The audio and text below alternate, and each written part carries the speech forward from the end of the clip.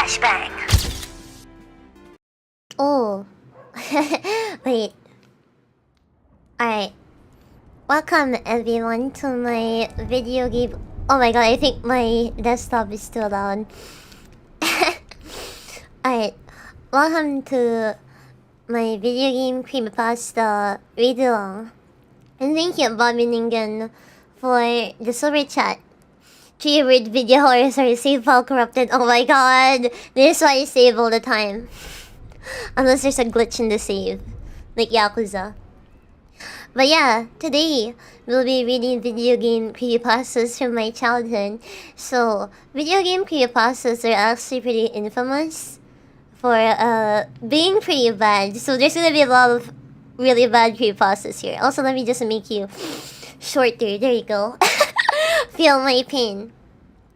Feeling okay, Spoopy-chama? I don't know.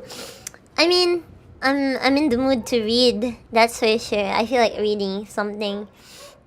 But yes, Spook Virgil's back. You're gonna be with Spook Virgil for a while. Actually, no, until Monday, I think. Until Halloween. After Halloween. How's work? I finished work. When do you get bubbles? Oh, I actually need to ask Bossu how to, like, get the damn bone off my chat bubble. You know? Whenever I talk, it shows Purin's bone and I don't want it there. The dog noises add to the feel, yeah. So we're gonna be reading a lot of bad creepypastas. I don't know. I actually thought these were pretty scary when I was a kid. And now when I read them, like, you know, this is kind of bad. But, disclaimer, there's gonna be a lot of Pokemon ones. Since I like reading the Pokemon creepypastas the most. And there's one that I haven't read yet, actually. There's one I haven't read yet. You don't want Purin's mark of boning you? Lol, okay, why do you word it like that? You what? Are there any Vaporeon ones? No, I didn't include the Vaporeon creepypasta. But you know what? That's actually a good idea. Okay, wait. That's actually a good idea.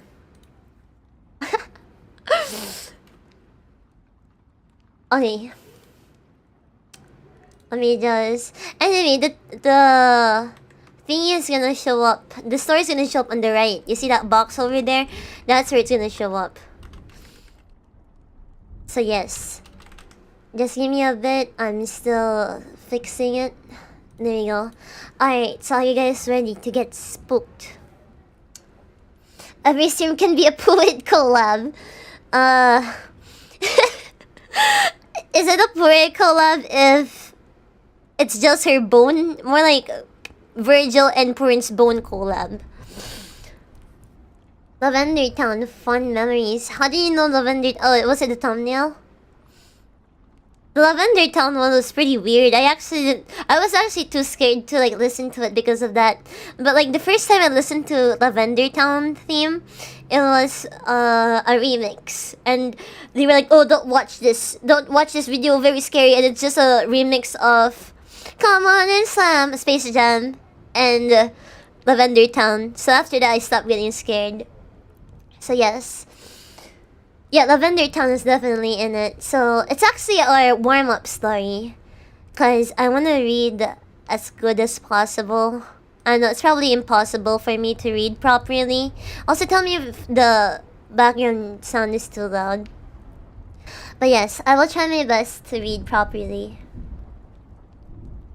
Why is Virgil spooky? Are you scared yet? Are you scared yet? You should be scared. I heard a remix of Lavender Town and that one song from the DLC and it was actually horrific. I should check it out. Virgil, I'm scared. Don't worry. You guys can hold hands while I scare you guys. Alright. So, let's just check if everything's set up. Alright. I also didn't include Ben Drown, which is funny because, you know, Ben Drown is in the thumbnail. But Ben Drown has a lot of images and videos and we can't view them all, you know? What are you drinking? I'm drinking Strong Zero. I broke up with Lemon Dough because Lemon Dough was too weak, so I replaced him with Strong Zero. Alright, let's go. Creepypasta scary spaghetti time. Lavender Town syndrome. Sorry, I just can't take these two. I just can't take these seriously. I need to get into the immersion. Wait. I need to get into the immersion.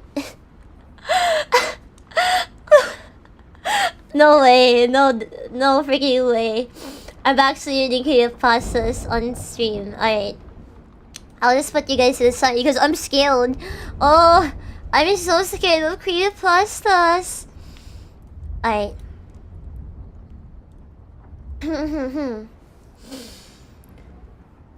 Lavender Town Syndrome. The Lavender Town Syndrome, also known as Lavender Town or Lavender Town suicides, was a peak in suicides and illness of children between the ages of 7 to 12 shortly after the release of Pokemon Red and Green in Japan, back in February 27th, 1996. 1996 gang, rise up. Rumors say that these suicides and illness only occurred after the children playing the game reached Lavender Town, whose theme music had extremely high frequencies that studies show that only children and young teens can hear, since their ears are more sensitive. So you guys are safe. Due to the Lavender Tone, at least 200 children supposedly committed suicide, and many more developed illnesses and afflictions. The children who committed suicide usually did so by hanging or jumping from heights. Those who did not acted irrationally complained of severe headaches after listening to Lavender Town's theme. Although Lavender Town now sounds differently depending on the game, this mass hysteria was caused by the first Pokemon game released. After the Lavender Town incident, the programmers had fixed Lavender Town's theme music to be at a lower frequency, and since children were no longer affected by it. One video appeared in 2010 using special software to analyze the audio of Lavender Town's music. When played, the software created images of the unknown near the end of the audio. This raised a controversy, since the unknown didn't appear until the Generation 2 games. Silver, Gold, and Crystal. The unknown translate to leave now. There is also the said beta version of Lavender Town. It is said that the beta version of Pocket Monsters was released to some kids to test the games. So basically, Game Freak is trying to kill us all. Game Freak is trying to kill children. So I just can't take this seriously, really. But yeah, that actually scared me a lot as a kid. This is the Lavender Town side. This is the one I remember actually. And then there was like a video game version. The FNF community ruined the creepypasta, I agree. They killed the franchise, so I'm not surprised. First we killed the children, then we killed the franchise. Yeah, there's a lot of Lavender Town creepypastas out there, but this is the first one that shows up. And it's the one on the top page of the creepypasta Wikia. The Wikia was where I read a lot of these creepypastas, but I was really scared to play Pokemon because of this. I was like, oh no, what if there's Lavender Town and then we all die? And then my family will be sad because I'm dead. I should warn my cousins about this. And then my older cousin Elle was like, what the hell are you talking about? Oh yeah, I forgot the new Pokemon is about to release. And oh well, the streamer girl is really what I'm looking forward to, because only the streamer girl looks, you know, anime. I don't like the new art style they went for in Pokemon. So yes, that was the Lavender Town syndrome. There's actually no author. So yeah, sorry author-kun. Your fault for not crediting yourself. Alright. Next one. Can you guys guess which the next one is? Hint, it's also a video game creepypasta and it's famous. How do you go from this game to your current tastes? I don't know either. I actually don't know. No, it's not Sonic. Sonic's actually pretty long. And Ben Down, I can't read because it has like a lot of media, like pictures, videos. We cannot view them all. Yes, it's Herobrine. So the next one will be Herobrine. It's also pretty short. So we're going from shortest to longest. Herobrine. I had recently spawned a new world in single-player Minecraft. Everything was normal at first as I began chopping down trees and crafting a workbench. Isn't it called a crafting table? I noticed something move amongst the dense fog. I have a very slow computer, so I have to play with a tiny render distance. I thought it was a cow, so I pursued it, hoping to grab some hides for armor. It wasn't a cow though. Looking back at me was another character with a default skin, but his eyes were empty. I saw no name pop up, and I double-checked to make sure I wasn't in multiplayer mod. He didn't stay long. He looked at me and quickly ran into the fog. I pursued out of curiosity, but he was gone. I continued on with the game, not sure what to think. As I expanded the world, I saw things that seemed out of place for the random map generator to make. 2x2 tunnels in the rocks, small perfect pyramids made of sand in the ocean, and groves of trees with all their leaves cut off. I would constantly think I saw the other player in the deep fog, but I never got a better look at him. I tried increasing my render distance to far whenever I thought I saw him, but to no avail. I saved the map and went on the forums to see if anyone else had found the pseudo player. There were none. I created my own topic, telling of the man and asking if anyone had a similar experience. The post was deleted within 5 minutes. I tried again, and the topic was deleted even faster. I received a private message from username Herobrine containing one word: stop. When I went to look at Herobrine's profile, sorry, I thought that was a cursor. The page forward. I received an email from another forum user. He claimed the mods can read the forum user messages, so we were safer using email. The emailer claimed that he had seen the mystery player too, and had a small directory of other users who had seen him as well. Their worlds were littered with obviously man-made features as well, and described their mystery player to have no pupils. About a month passed until I heard from my informant again. Some of the people who had encountered the mystery man had looked into the name Herobrine and found that name to be frequently used by a Swedish gamer, PewDiePie. After some further information gathering, it was revealed to be the brother of Notch, the game's developer.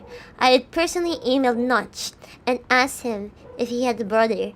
It took him a while, but he emailed me back a very short message.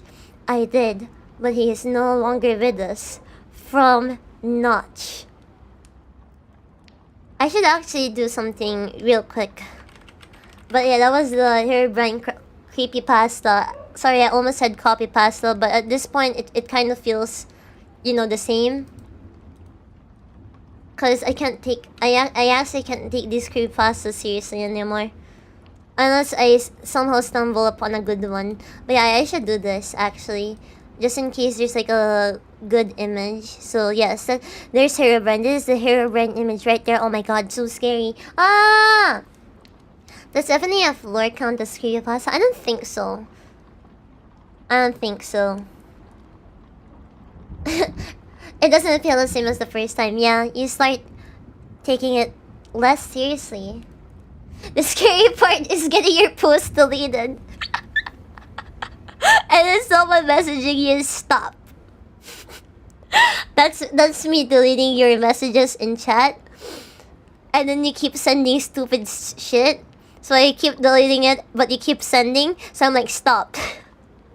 I got very scared when you said PewDiePie. But it is PewDiePie. PewDiePie is Herobrine. Can you see Herobrine? By the way, he's over there. At the left of the mountain.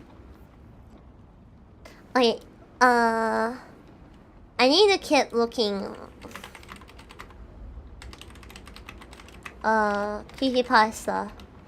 I already prepared the stories, but I should prepare the images too. Cause some of them are pretty good actually. Alright, let's put this back here. Let's put this bad boy back here. Ooh. Ooh. Damn, this picture is long. This picture is freaking long, bro. It's weird a lot when that one Minecraft patch note said Herobrine. Oh my god, sorry. Herobrine removed. Oh, didn't they make that like a usual thing now as a joke or something, so that the kids can like, oh, I'm so scared. But yeah, that was Herobrine. Let's go to the next one. I haven't drank yet, by the way.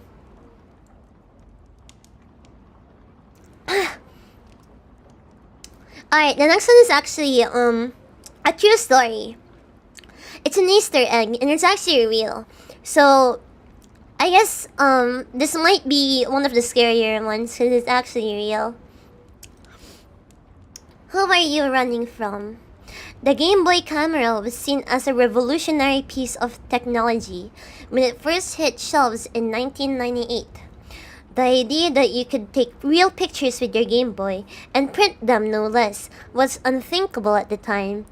Tons of kids rushed to stores to buy the world's smallest digital camera to go with their Game Boy Color, blissfully unaware of what to expect from the game that came with it.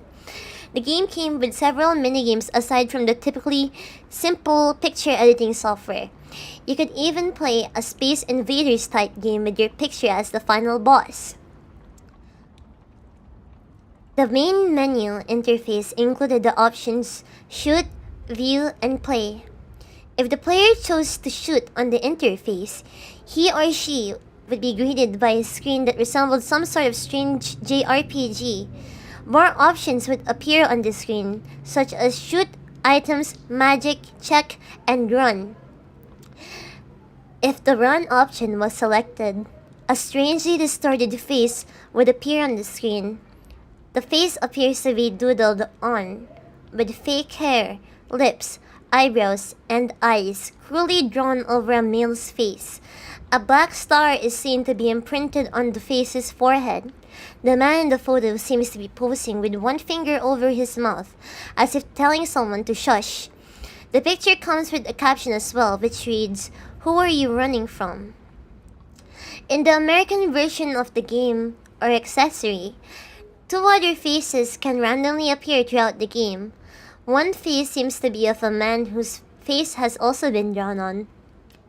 He has been given female hair, and a bizarre wave symbol had been drawn on his forehead. The other face was obviously female, with artificial eyes and drawn pigtails. This face had the same wave symbol drawn onto her forehead. These faces were occasionally accompanied by the same eerie inquiry, "Who are you running from?" The Japanese version of the game had two additional faces that would pop up at random intervals while playing. The first face seems to be a male, with scribbled eyes and an unnerving smile. It is unclear whether or not the hair on this face is real, as the resolution is extremely low. The face also had waves drawn onto its forehead. The final face is seemingly of a man with a drawn skull and cartoonishly long hair. The eyes of this face are also doodled, as well as most of the other features on the face. This face is the only one without a symbol in its forehead, and is also the only face without a devilish synthetic smile. Another more subtle difference is that this picture seems to have been taken in a different location than all the others. The previous faces all have nothing but a white backdrop, but this one seems to have some sort of object in the background.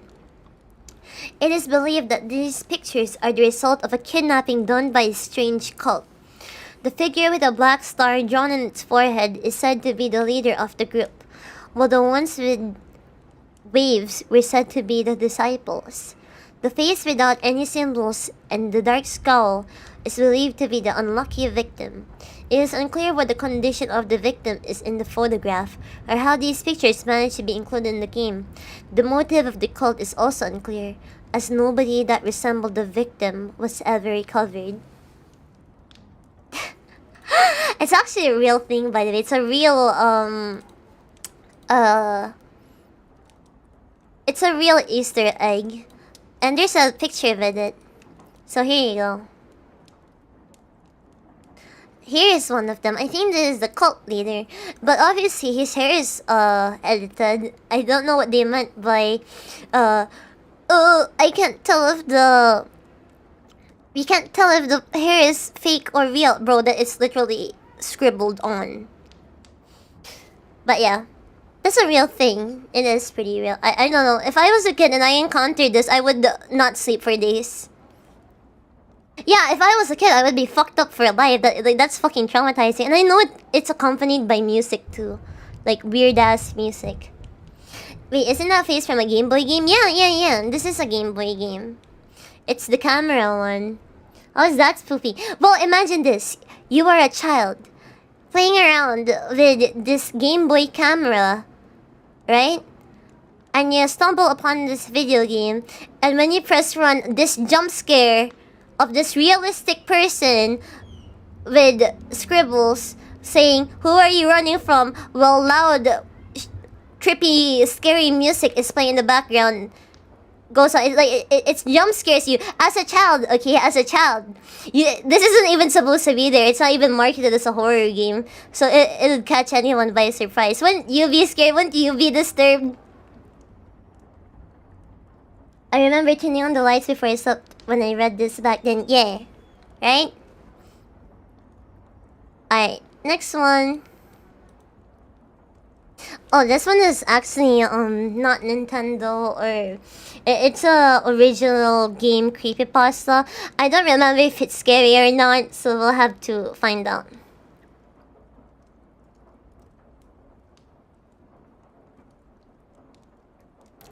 Imagine being in the shoes of a kid who probably has no internet or computer access, and yet can't explain to other people what you just experienced. Yeah. But yeah, it's kind of messed up because it's real. And I don't know why Nintendo did this. They're trying to kill children, confirmed. Next one is Mr. Mix. Does anyone remember an old PC game from the early 1990s called Mr. Mix? It's mainly a typing game, similar to Mario Teaches Typing, where you have to type words into a box to make a chef.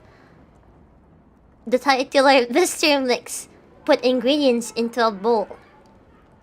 Unlike most typing games, however, this game is notorious for having an insane difficulty curve. The game has a words per minute requirement for each level, being as low as 10 on level 1 and as high as 85 on the third. By level 5, the requirement reaches over 500, effectively making it impossible to proceed any further. One of the main things that people noticed about this game immediately was the background music. The music on the first level was an unsettling pattern of growls that got progressively louder as the level went on, often causing damage to early computer speakers that were not designed to handle extremely high volumes of sound. The second level had no music at all, and the third had what sounded like an extremely low-quality recording of a hairdryer playing in the background.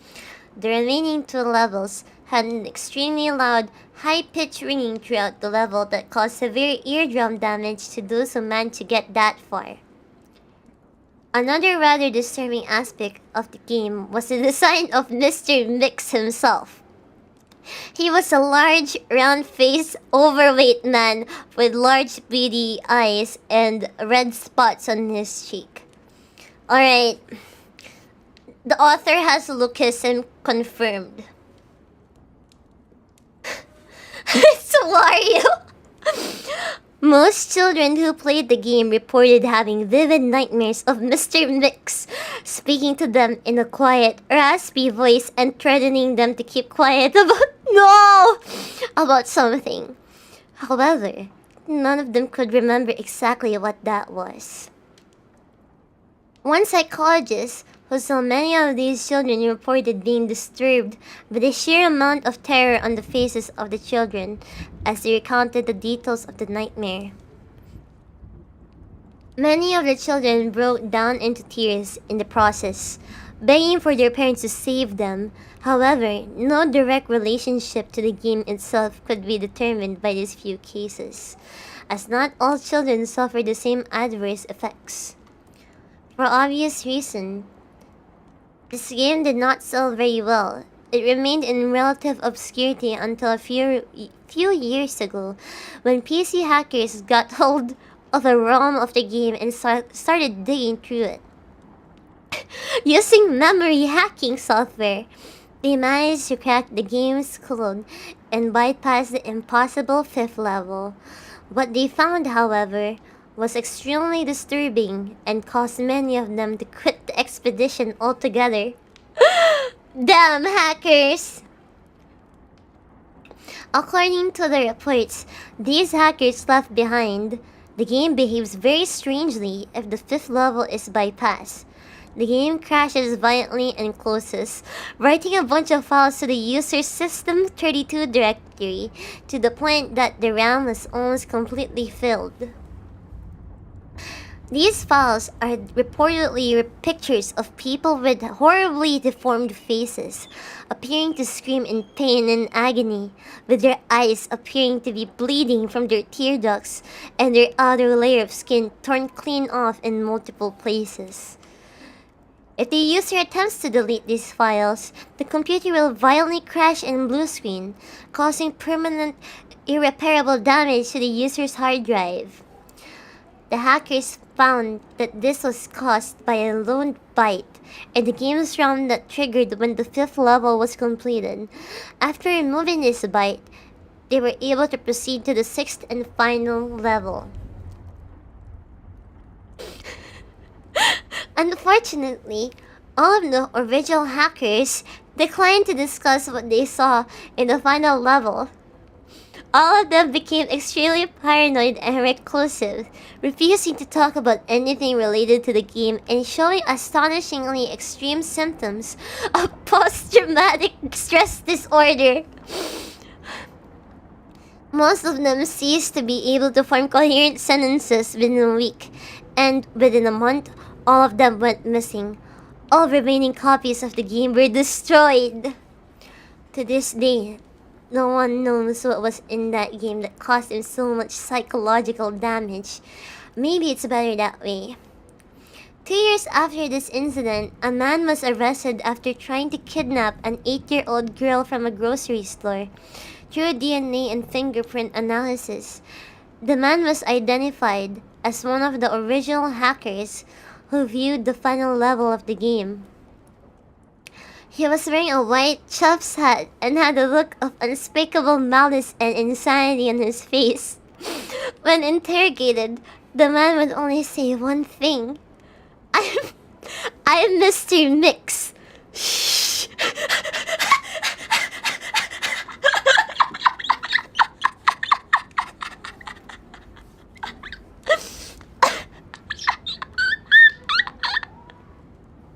Damn, this game ain't someone kidnap kids. They're turning them into cunning enthusiasts.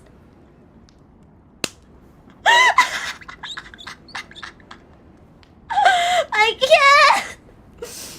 It is said that if you watch Virgil's stream for more than 1 hour, you will be made to kidnap 8-year-olds from a grocery store.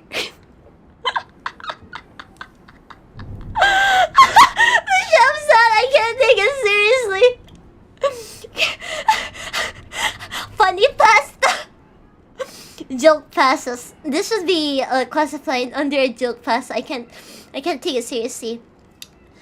Not gonna lie, I think the scarier part for me in this creepypasta is probably the details, the description of the sound design. I'm very weak to creepy sounds. Audio scares me more than visuals, if that makes sense. I don't like ambience, like scary ambience. Do you know those what was it, that Russian telephone signal thingy? The one that read random numbers like 8, 3, 5, 7, and then it would play like like music box music, and then it would repeat numbers again. You know that I don't know what they call it. Number station, yeah. Number station. Are you gonna be scared if I whisper sexual harassment? Sekuhara! Sekuhara! Sekuhara! I'm gonna scream that. Yeah, reading it as is less scary. Ambient should add more to the experience. Yeah. I don't like sounds. I mean, Sayanoda explained perfectly well. How... Well, they didn't explain it. But it's more of they demonstrated how sound really affects the mood. Like how spooky it is, right? Even that one station where they played GFL soundtrack and Erika? No, not that one. It was, I forgot which number station was it. Let me search it real quick. Here. I'll make you guys listen to it. Why not? Hell, I'll make you guys listen to it. Number station creepy. What was it? Ah, there we go. Swedish Rhapsody. This scared me so much.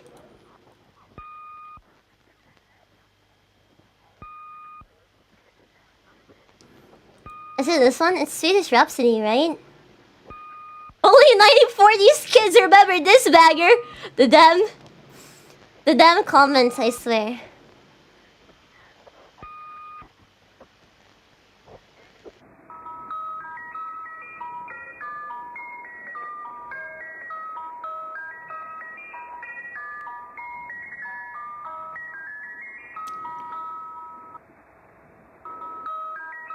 Wait, girl, we're not at the best part yet. Hey, yo, ice cream! Only 94's kids remember this bagger. Damn, this fire. Wait, what is that tune? It's the ice cream van outside my house. It's calling for me.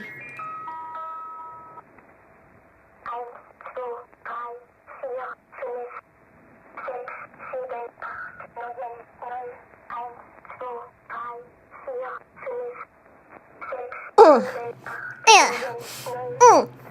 Yeah.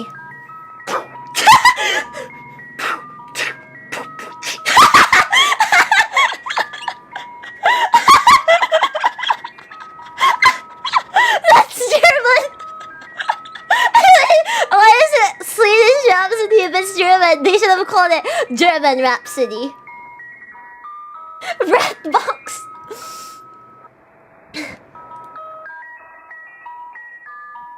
Yeah. Alright, commercial break over. We're back to the story. They were basically reading numbers though. That's literally the translation. It's just numbers unless you want like translation for numbers in German. Alright, the next story is another Pokemon creepypasta. But let me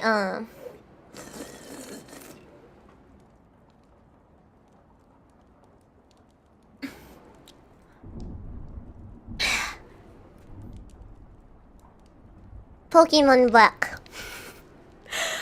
Wait, sorry! Wait, this isn't part of it.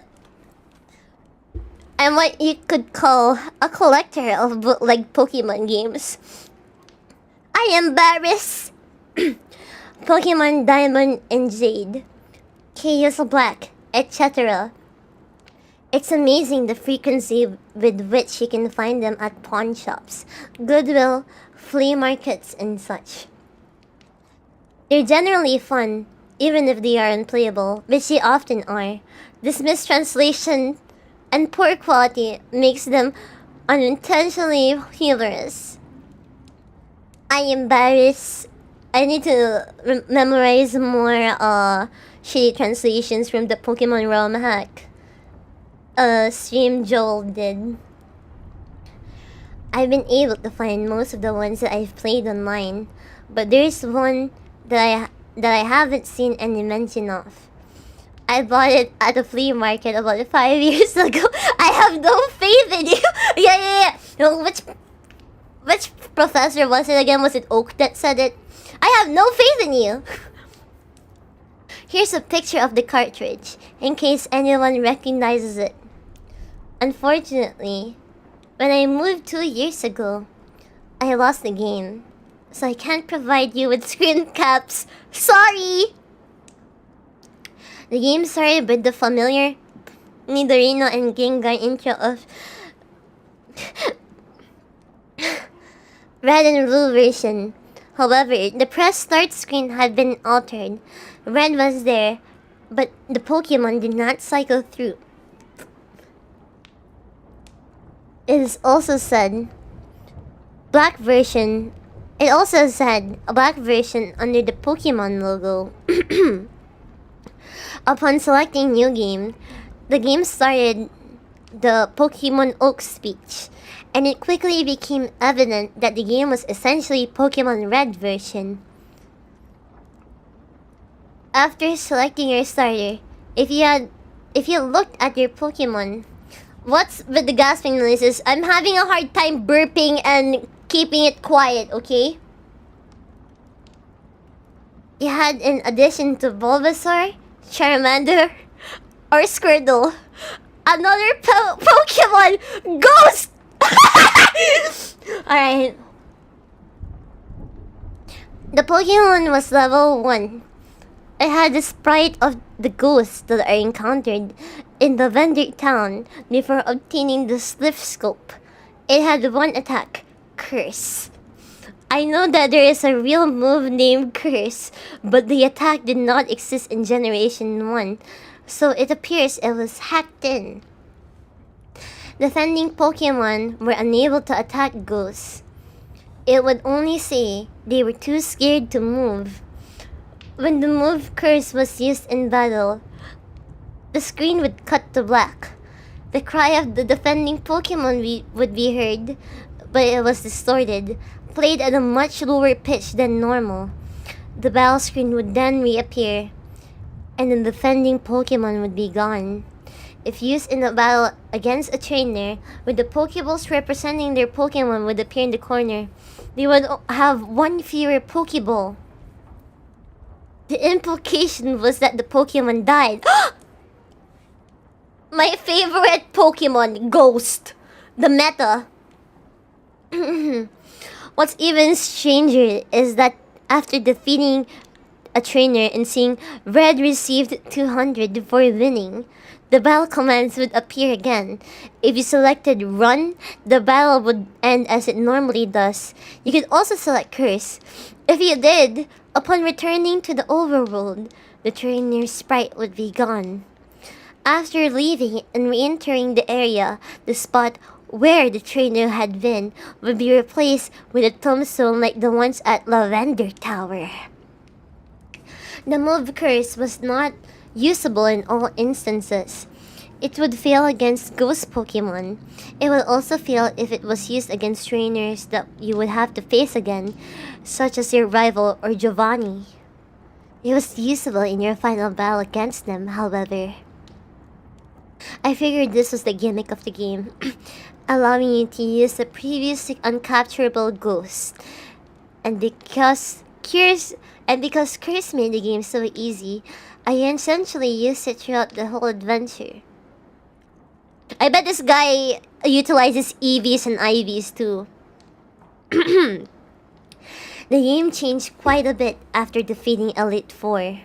After viewing the Hall of Fame, which consisted of Ghost and a couple of Pokemon I used for HMs, the screen cut to black. A box appeared with the words "Many years later." It then cut to Lavender Tower. An old man was standing, looking at tombstones. You then realize this man was your character. The man moved at only half of your normal walking speed. He no longer had any Pokemon with you, not even Ghost, who up to this point had been impossible to remove from your party through depositing in the PC. The overworld was entirely empty. There were no people at all. There were still the tombstones of the trainers that used Curse on, however. You could go pretty much anywhere in the overworld at this point. Though your movement was limited by the fact that you had no Pokemon to use HMs, and regardless of where you went, the music of Lavender Town continued on an infinite loop. After wandering for a while, I found that if you go through Diglett's cave, one of the cuddled bushes that normally blocks the path on the other side is no longer there, allowing you to advance and return to Pallet Town.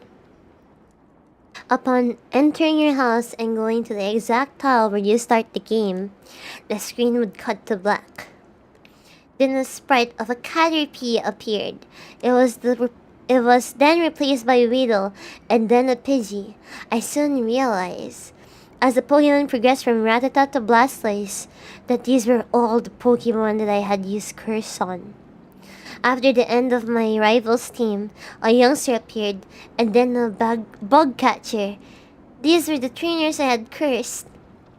Throughout the sequence, the Lavender Town music was playing, but it was slowly decreasing in pitch.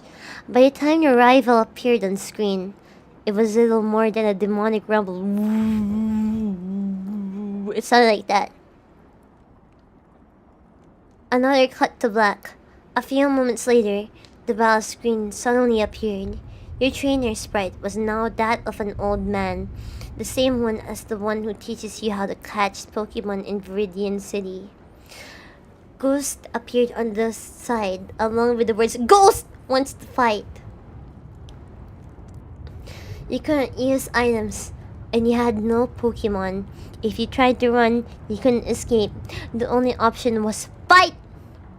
Using flight would immediately cause you to use struggle, which didn't affect Ghost but did chip off a bit of your own HP. When it was Ghost's turn to attack, it would simply say ... Eventually, when your HP reached a critical point, Ghost would finally use Curse. The screen cut to black. Regardless of the buttons you press, you were permanently stuck in this black screen. At this point, the only thing you could do was turn the Game Boy off. When you played again, New Game was the only option. The game had erased the file.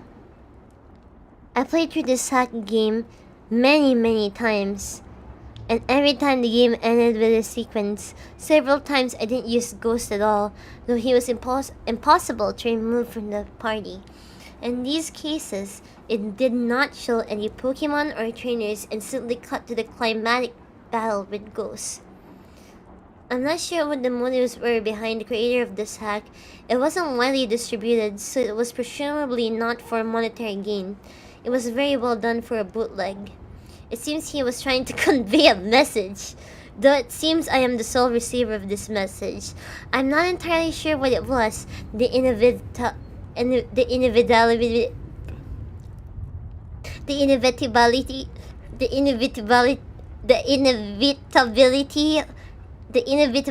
of death, the pointlessness of it. Perhaps he was simply trying to morbidly inject death and darkness into a children's game.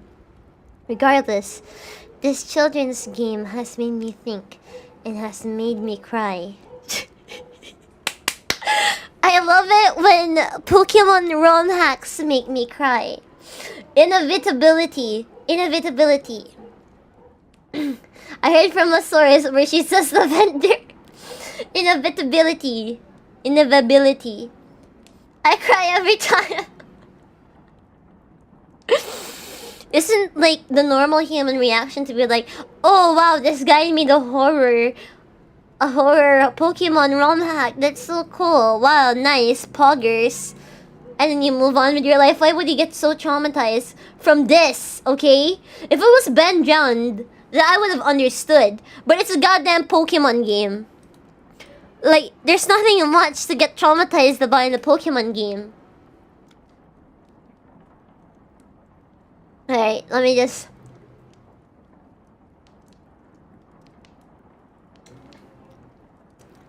Alright. So we're done with 1, 2, 3, 4, 5 stories. Let's go with the next one. It's called Dying Happy. And this is the one I haven't read yet, actually. I haven't read this story at all. Dying Happy. Author's note. The following is a video game puzzle that requires basic knowledge of Tomodachi Life for the Nintendo 3DS to fully understand. Oh shit. Guys, what do? I haven't played Tomodachi Life for the Nintendo 3DS. The game involves Nintendo memes that the player creates, living in an apartment building on an island where they have relationships, sing songs, etc. This pasta is not intended to glorify suicide in any way. I would never ever want anyone to take their own life. It's just a story. So did you get Smash Bros? I asked my friend Owen. He paused to take a drag on a cigarette before answering.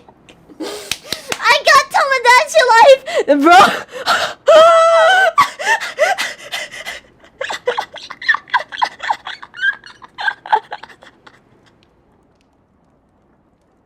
Oh, my crop is a little off. Okay, wait, let me... Oh shit. Oh shit. Thank you. That's weird. Alright. He paused to take a drag on a cigarette before answering. I got Tomodachi Life. What? I thought you were gonna get Smash Bros. I got it. Thinking we were gonna play together. I know, but then I watched these hilarious YouTube videos of Tomodachi characters singing songs. You can change the lyrics to anything you want. It's freaking awesome. That does sound awesome, but I wish you had told me. I would have just gotten it too. Sorry, dude. Oh well, Smash Bros should be fun anyway. Owen took another drag, then said, I gotta go back to work. I'll call you later and tell you how it is. Okay, I'll just play Smash Bros till then. Bye! You know what this reminds me of? It reminds me of those people that sometimes come in my chat and they're like, okay, Virgil, I have to play Smash Bros. Bye! Virgil, have you played Smash Bros? Oh, Smash Bros is really good. I recommend Smash Bros here. Okay, Virgil, I'm gonna go play Smash Bros. Bye! Bye, and watch the videos. Okay, bye! If you don't talk like this to me, then you're not my friend. Wait, this is not Smash Bros. This is anal. Anal as in like difficult. Gear, can I see the copy pasta, please? It's a meme. I went to YouTube and searched Tomodachi Life funny songs. Needless to say, people making their own lyrics to songs sung by video game characters is as funny as you would think it is. Damn, I said, now I want this game. That evening, Owen called to tell me all about it. Dude, you would love Tomodachi Life. I made the most messed up looking people. I can't wait for them to have babies. When he opens my Tomodachi Life game and then he sees me married to him with 5 kids, and a maid. You have babies? That's awesome! Yeah, and they're a combination of the parents. So the parents look all fucked up, then the baby will probably look like a complete freak. Damn, Smash Bros is fun. I did a few online battles, but I don't know what I'm doing yet. Owen changes the subject back to Tomodachi. It's weird though, I didn't get to make my own character at the beginning. Why not? I don't know, there was already a character there. I wanted to import my knee, but it just jumped over to that part. I know because I watched the video on YouTube showing someone starting the game for the first time. I tried to edit it, but it won't save.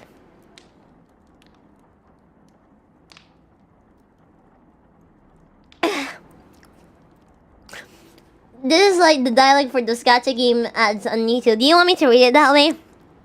That's weird. So you're forced to be someone else? Well, not really. I mean, I just made another character that looks like me, and I'm pretending he's the main guy. It's just weird because the memes talk about the other guy like he's the mayor or whatever, not me. Hey, wait. Did you get a used copy? Oh, that must be it. They usually erase the games before they resell them. At least on my store we did. Owen had previously worked at GameStop. I guess they forgot.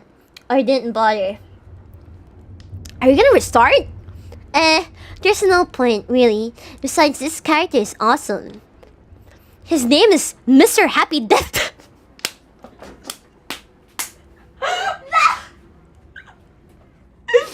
How am I supposed to take this seriously? His name is Mr. Happy Death. He's even got a song. Do other people get songs?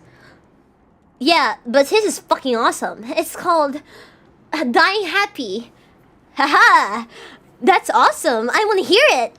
Yeah, maybe I can find a way to put it on the internet or something. Oh wait, let me show you the lyrics. Okay. Almond turned his 3DS and loaded up Tomodachi Life. He quickly brought up Mr. Happy's techno song, Dying Happy! Damn, bro, I want this to be my theme song. Okay, listen. Well, first it says in a robot voice, everybody's dying happy! That's awesome! Yeah, there it goes. Owen began to sing playfully in his gentle baritone. Wait, it's so awesome. Whenever people die, they are not alive anymore. It makes me happy. I've never been so happy. Let's all die. Hold hands. Jump toward death. Our brains will splutter. Happy. That is so cool. Let's all commit sewer slide.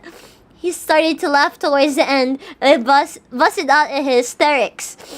It sounds like something we would write, I said. Yeah, it's even better when Mr. Happy sings it. I've listened to it like 100 times. You have to see the way they dance too. The song alone isn't enough. I gotta find a way to show it to you. Well, you need to get Smash Bros so we can play that together. Wow, he really wants to smash his homie, bro. He wants to smash his bro. I will. I gotta go though. I call you tomorrow. Okay, I'm gonna call it right now. Owen is going to die. He's going to commit sewer slide. Okay, bye. Bye. Carson, thank you for the super chat. This had some fun with biology. So let's go. It's like that one movie or manga. But he didn't call. Oh my god, he did actually die, bro. I was joking. And the day after that, he didn't call. I tried calling him, but it just went to voicemail. It wasn't unusual if he was working a lot to not hear from him, so I didn't think anything of it. A week later, I finally got a call from Owen's number.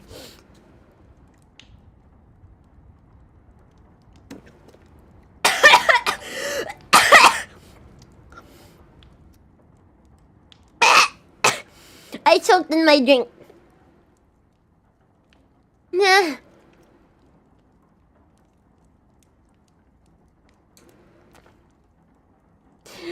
What's up? What's up?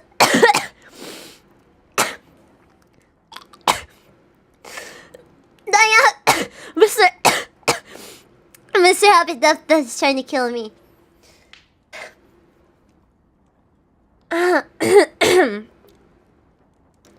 Alright. Alright, my throat is kind of messed up. Yeah, it went down the wrong pipe. And it's worse because it's carbonated. What's up? I said, as I usually did when Owen called. A female voice answered quietly. This is Jenny. Oh, what's up? It's about Owen. What about him? Something horrible happened. Her voice was trembling, and I could tell she'd been crying. I didn't know what to think. My knew Owen's wife was calling me that there was something seriously wrong. I thought maybe he left her, but I wasn't sure why she would call to tell me when Owen could just do it himself. I didn't know someone like Owen could get married. See, you guys have hope, right? You guys still have a chance. There's tears in my eyes. Just tell me what happened. It's okay. Owen is no longer with us. I didn't understand the meaning of those words. My best friend wouldn't die and leave me alone. Not when we were both doing so well. Bro, you make it sound like it was a damn relationship. Was this a relationship? Yeah. I had been on medication for 1.5 years. That helped fix a lot of my issues. Wait, my throat is still...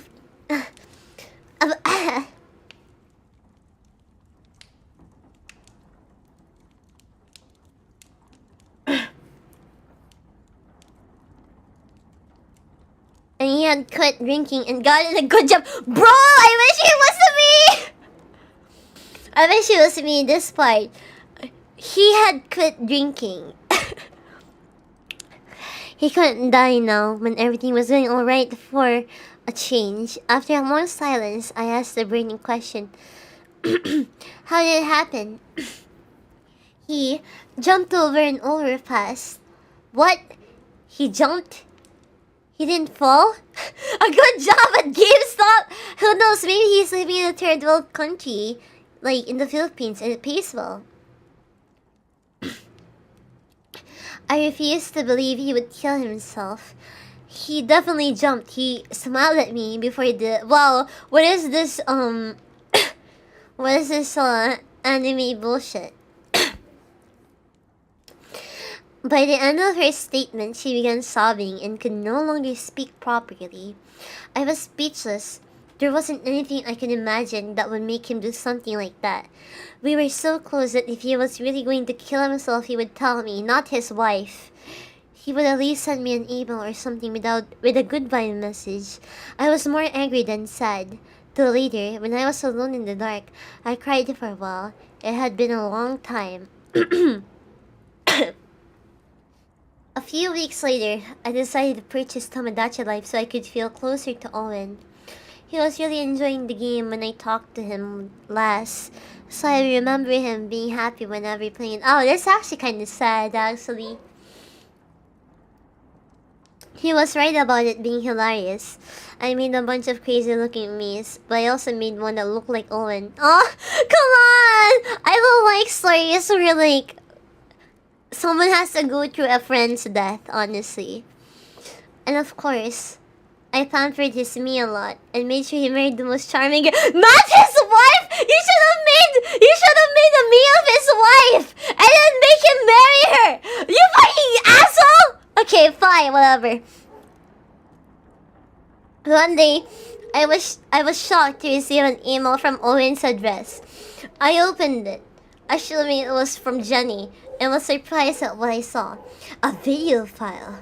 Why would Jenny send me a video? It's gonna be like a suicide video for sure. I thought it might be some kind of memorial video about Owen, but that's not what it was. I clicked play and was immediately confused. It was nearly black and white and pretty blurry. It looked like someone recorded the video game with a webcam, a crappy camera. Then I saw the words, "Everybody's dying happy." Without even thinking, I stopped the video right there. My whole body went numb. I sat still for a few minutes, wondering if I should press play again. Who could have sent this to me? Did Owen send it before he died and it just showed up now? I didn't recall his webcam being of such low quality. My curiosity soon overtook my fear and I resumed the video. I think the thing with that game, you don't really control who marries who. It's kind of like Sims. No. I think with Tomodachi Life, I haven't played it, but I'm guessing from Tomodachi, like the fantasy Tomodachi on Switch. I think you purposely make them marry each other by making them interact a lot, you know? Like you make them date each other a lot. There were 6 Miis dancing on the stage. Mr. Happy suddenly descended, revealing his spooky face. He had no hair. His eyes were just 2 black holes, and his mouth a black oval. He resembled that famous painting, The Scream. It was all rather innocent, really, until he began to sing. The music was upbeat, but the lyrics were just as Owen had recited them to me. They were funny at the time, but now they felt morbid and disturbing, knowing that my best friend killed himself. I realized then that there could be a connection. I just didn't know who sent me the email. I tried to forget about Mr. Happy, but for some reason, I found myself watching the video again. In fact, I watched it dozens of times. Each time, I became less afraid and more accepting of the lyrics. Perhaps Mr. Happy had a point. Dying happy does seem like something everyone would want to do. After all, everyone dies sometime. Why die sad? Owen wasn't sad when he died. He was smiling. Sorry, gonna know this. Though a smile doesn't always mean that someone's happy. They could be hiding their true feelings. Was Owen hiding his? When I went back to Tomodachi life, I was greeted by an unwelcome face. Somehow, Mr. Happy had moved in. Same name, same face, same catchphrase. It was impossible. My niece and nephew hadn't been over for a while, so I knew there was no one else playing. Even if they were, they wouldn't know about Mr. Happy. I shut off the system, put it down, and sat there stupefied. I didn't move for hours. Once I calmed down, I found myself humming Mr. Happy's song. I just couldn't help it. I had to continue playing Tomodachi. If Mr. Happy was related to Owen's suicide in any way, I needed to see for myself what he was all about. Everything seemed fine when I returned to my little island. Mr. Happy was just like the other residents, even with his strange catchphrases like "death feels good." I tried to change them, but they wouldn't keep. I even changed the lyrics to the song, but they reverted back as well. Even stranger, Mr. Happy became the most charming male on the island, and every female was in love with him. Shee! Alright, take note, lads. If you want to look like the most charming male in your island, you should be bald, have black eyes, and have black O mouth. Alright, all three, you can't just have one. I couldn't figure out how Mr. Happy could be involved in Owen's death. He was just a video game character. If he was in both of our games, then he must have been put there by the programmers. Maybe he appeared in my game because I need to unlock him or something. At least, that's what I thought at the time, until the me started dying. Name of me has committed suicide. No, they don't actually do that. What?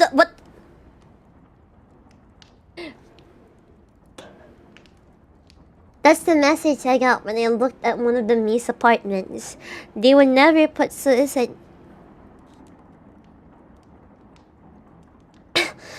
Sorry, keep burping. They would never put suicide in a family-friendly game like Tomodachi Life. It was beyond unsettling. Did this happen in Owen's game too? I wondered. The next day, the dead Mi's apartment was gone, and the maid that lived next door had committed suicide. It didn't affect me quite the same way as the first one dying, but it was still remarkably strange. It continued to happen the way as the days progressed. Every time I played, the me who killed themselves the previous day was erased entirely, and another me was lying dead in their apartment. As time went by, I became less and less concerned by what was happening. Honestly, it started to make me feel good when the Mies would kiss themselves. I knew it was going to happen, and the anticipation proved to be quite exhilarating. Owen's death drifted further and further from my mind, and I began to feel happier than I was before he died. After 36 Mies were gone, there was just one more lying dead, Mr. Happy, Owen, and myself. The suicides occurred in descending order according to the apartment layout. So the order of the next suicides would be Owen, myself, and then Mr. Happy. But Mr. Happy can't die. He has to be there to help others be happy. Without him, I never would have realized that we should all die happy. I know now that the reason why Owen killed himself was because he was happier than he had ever been. He wanted to die happy. He wanted to die free. I wanted to do the same. The following morning, I got up early to play Tomodachi Life. I smiled inside and out when I saw Owen's me lying dead on the floor of his virtual apartment. Ooh, necro. Ooh, momento. Mr. Happy's song started playing on its own. I danced around the room, though I didn't know how to dance. Just one more day and it will be my turn. Me will die and so will I. I will die happy. It's something everyone should do. Why would we want our last moments to be painful? Don't we want our families and friends to remember us smiling? Tomorrow I will jump to my death, but first I will smile at someone I love. Thank you, Mr. Happy. I'm smiling. Don't worry, Vigilantes, it wasn't your fault. This one, Zuckerberg wanted for the metaverse. Shut up! Stop slandering me, Zuck. We all know that I'm actually... Wait, no, stop slandering me, Gira. We all know that I'm actually Zuck here. Anyway, I'm gonna go to the bathroom real quick. Be right back. Sorry, I just need to go to the bathroom. You did not see that. Okay, nobody saw that. Nobody saw that. If you saw that, I don't believe... No, nobody believes you. No.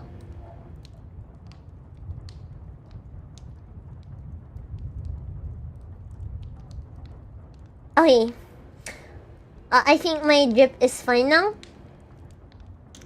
So okay, be right back. Flashbang.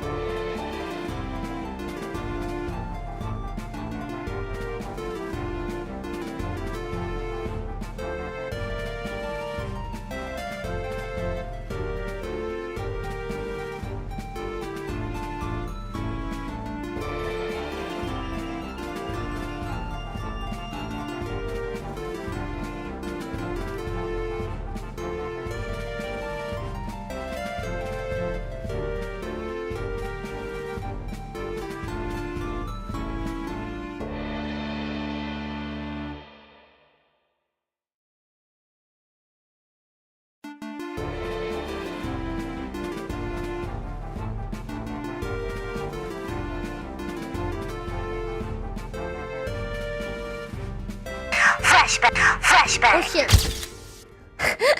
I did a little oopsie doopsie there. Sorry. If you saw that, no you didn't. Yeah, I drank water now. I drank water, thanks. But yeah, let's continue on with the stories.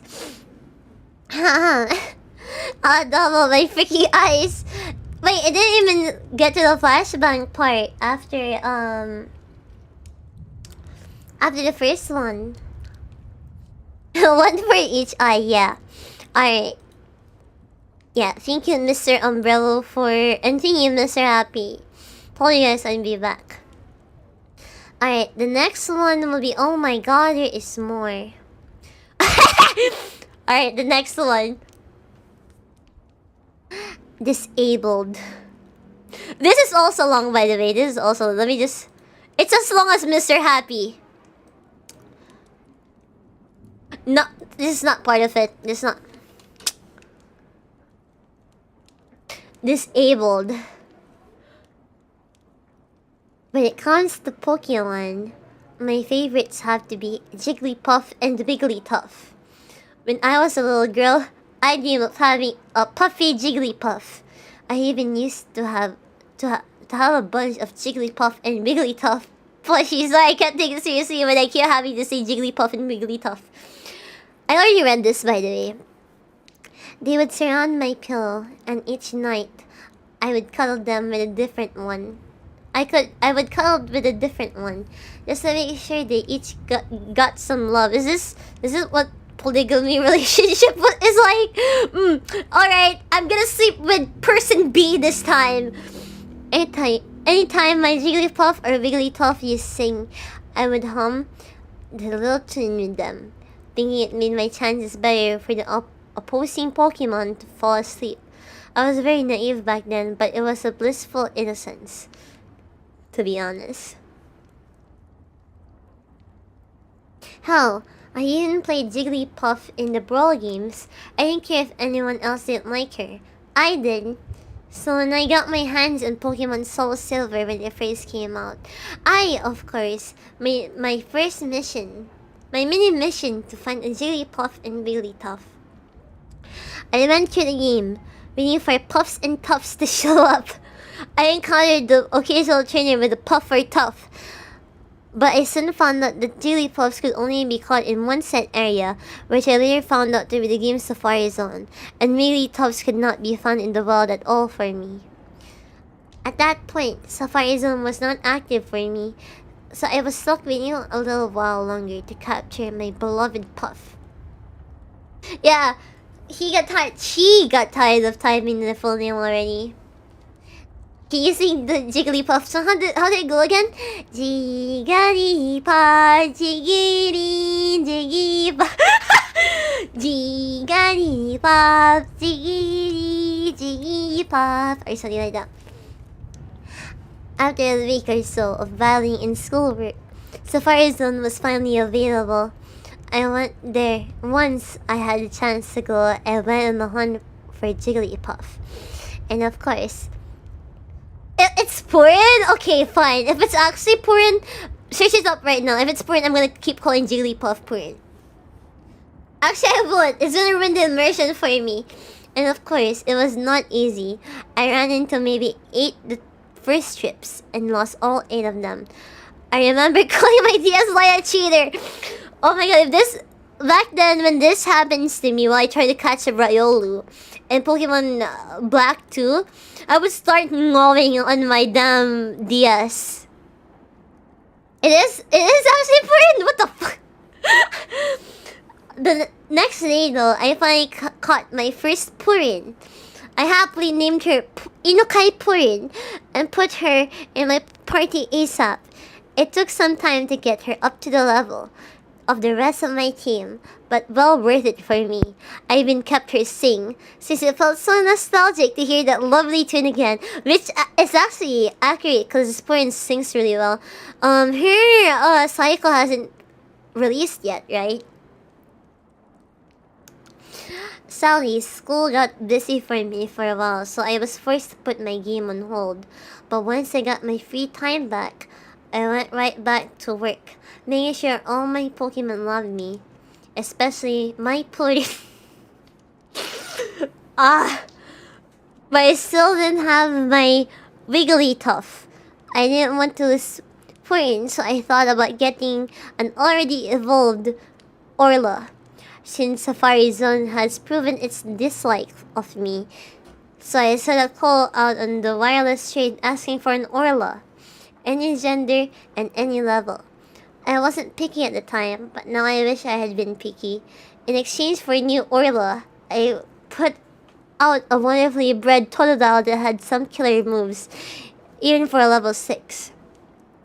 I waited for hours, thinking someone would see the quality right away and send a trade. I waited days. Maybe someone would just happen to want Totodile to raise. Nearly 2 weeks had passed and I still had no response. I had already given up hope and was ready to use a moonstone on Purin. I ended up checking one last time to make sure, and I wanted to get my Totodile back somehow, if no one was going to take him. But it didn't send me to the main menu for the wireless trading. Instead, I got the dramatic evolving music and the Pokeball came flying from the top of the screen to the bottom. Finally, I got my Orla. I quickly logged out to see my new friend, a female Orla. Level 26. The name was a bit odd though. Disabled. I'm sorry, Orla. I didn't exactly know how this story would transpire. I'm really sorry, Orla. I'm sorry. In all caps. I didn't get why someone would name an Orla like that. But I've seen stranger names for Pokemon. I just wish I could have changed it. Her head comes up. It actually does count. You literally said, yeah, but I don't remember the exact details, okay? I just wish I could have changed it. But for some reason, you could never change the name of traded Pokemon. Its information was a bit odd, but was never one for those kinds of details or learning the meaning behind those details. Gloomy nature. And only knew one move, Sing. I didn't recall ever seeing Gloomy before, but I had seen Timid. So I figured if they can be shy, they can be sad too. Wow, okay. Though you would have to wonder what Pokemon would be gloomy. And the fact it only knew Sing did bug me. It would have been nice if his previous trainer left some more moves. But I had some nice TMs to try on it anyway. Despite the off information, I was eager to try out the Wigglytuff in battle. I checked my character's bag and picked the best TM I was almost sure would work. I ended up picking Hidden Power, Swagger, and Explosion. I headed over to the nearest patch of grass and walked around aimlessly looking for a fight. The battle music came on and the Pokemon was a Ponyta. I picked Fight and used Sing just to make Orla's first fight was easy. It failed. Well, I knew Sing didn't always work, so I didn't think anything of it. Ponyta used Tail Whip. It was cute, but only lowered my defense. My turn again, so I used Hidden Power, just to see if I was in the right place for it. I wasn't, since I rarely made a nick in the Ponyta's HP. I actually don't know how Hidden Power works. I just use it a lot in caves. I used Tail Whip again. I figured that the game was using that same trick the lower level Pokemon used. This time I tried Sing again. The screen acted like it had used Sing, but there was no sound. Sing was disabled. Oh, he confused Hidden and Secret Power effects. Oh, I see. I just stared at my screen. How was it Sing unusable? Was it a stupid trick? I'm actually hungry, but I have no chips right now. I let Ponyta use its Tail Whip again, but then Wigglytuff. But then Orla shook a bit like it was suffering from an effect. I thought I saw the sprite change, but then I realized that I probably got a glitchy Pokemon.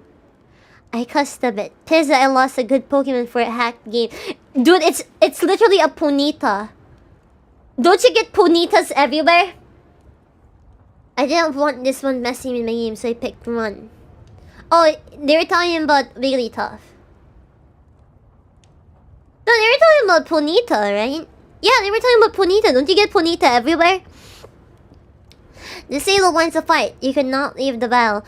Oh, come on! I remember saying it out loud. I kept thinking that it was probably about to ruin my game. I thought Ponyta was about to attack this turn, but it didn't. Its little sprite shook like it was poison. Ponyta was frozen in fear. It might not attack. I knew this was getting too weird. I tried to pick run again, but another weird text came up. Disabled wants to fight. You cannot leave the battle. I didn't even see the text. It was different this time. I was able to pick another option. I couldn't run, so I thought. I tried hidden power again. Hidden power was disabled. I had to pick another one. I tried swagger. Swagger was disabled.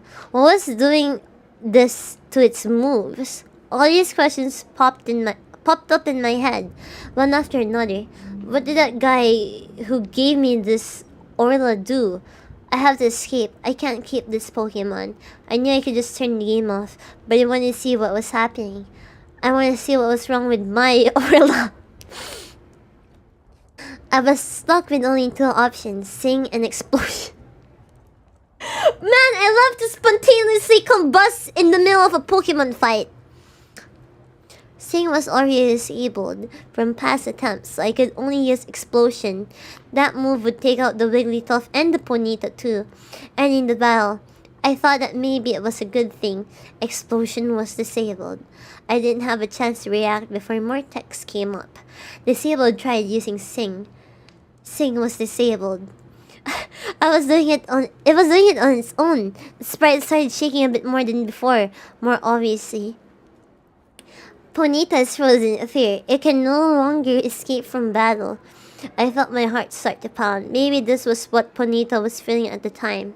Disabled tried using Sing. Sing was disabled. Disabled tried using Sing. Sing was disabled. Disabled tried using Sing. Sing was disabled. Disabled tried using Sing. Sing was disabled. Disabled tried using Sing. Sing was disabled. Disabled tried using Sing. Sing was disabled.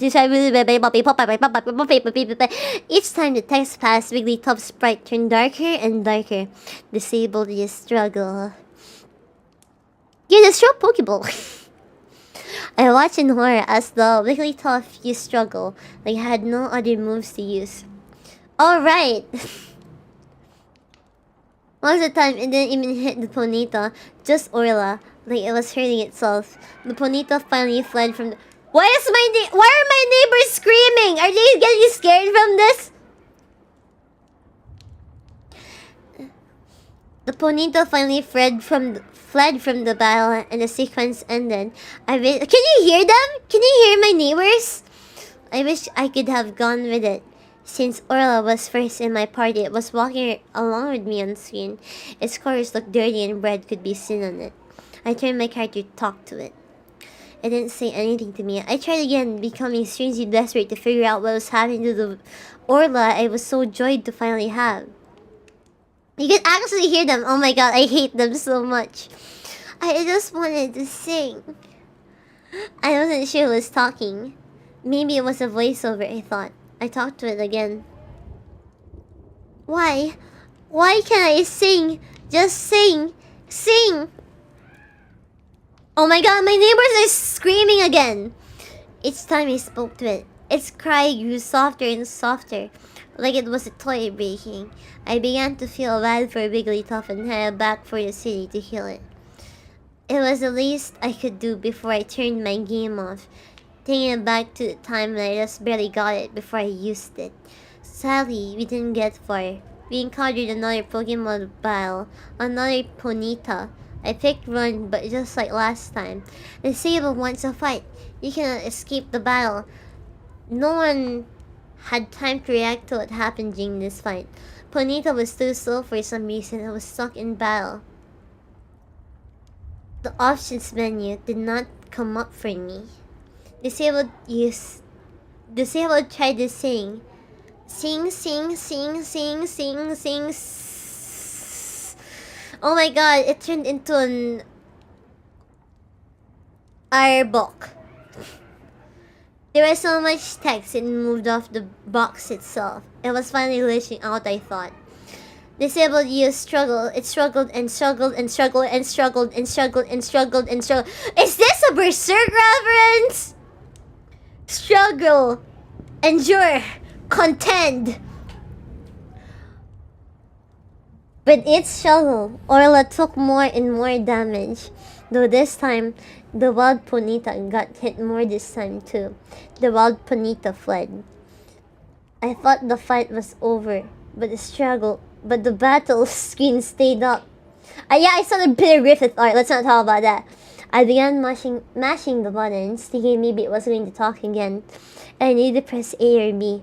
The screen faded and changed into the evolving screen. I couldn't speak. My heart sank and I felt my eyes water. The once normal Orla sprite was faded. The once normal Wigglytuff sprite was faded. Its left ear was torn off, and red pixel covered the broken end. Its tired eyes were pitch black, with only a red dot to show its pupils. Even its mouth had red coming from it, like blood was dripping out. Why can't I sing? Why? Why? Can you sing? Yes or no? I picked no. I just want this to end. You're lying. You can't sing. Give me your sing. Yes or no? I didn't know about 4 or 5 times. Sing. Some money, motherfucker. The speaker let out a high-pitched screech, making me drop my DS to get it away.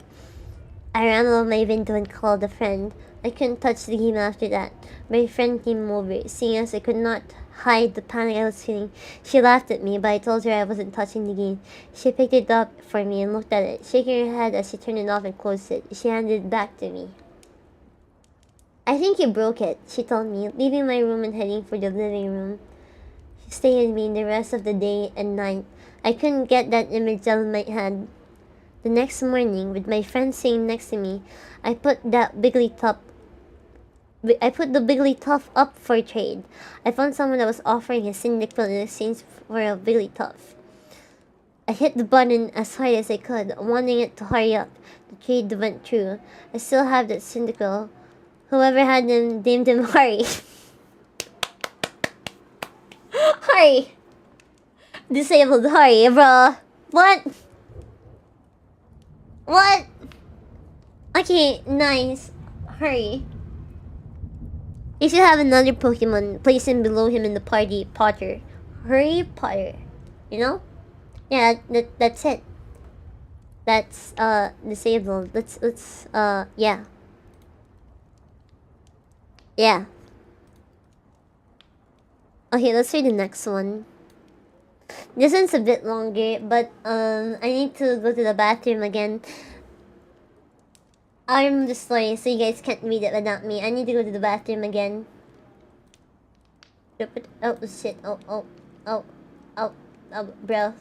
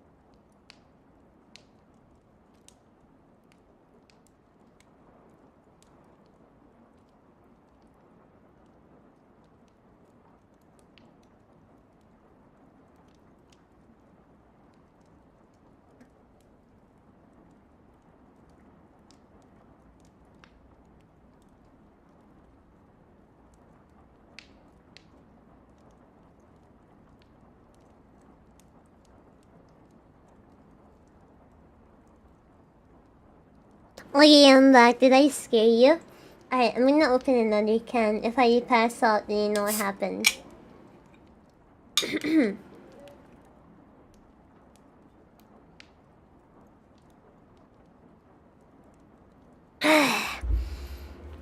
Hello, hi. Did you find chips? No, I didn't get to find chips. But I will read the next story though. So I remember, this is actually one of the creepypastas that scared me the most when I was a kid. Like, this scared me a lot. I remember when I was a kid. Yeah, I love Pokemon, okay? I'm sorry for liking Pokemon. It's not my fault. It was good. But like, generation... What generation was Pokemon Black and White too, huh? It was good until that generation, okay? You can't blame me. I'm a Pokemon kid, okay? Pokemon Lost Silver. You see. Yeah, Gen 5, Gen 5. I am a simple college student living alone in an apartment. I was very enthusiastic. Another Soul Silver creepypasta. I didn't even realize. I was very enthusiastic about the release of Pokemon Heart Gold, Soul Silver here in the States. I have purposely... Sorry, I just I have purposely locked myself out of all media and the internet aside for school purposes. That means no fortune, no V, no Bulbapedia, etc.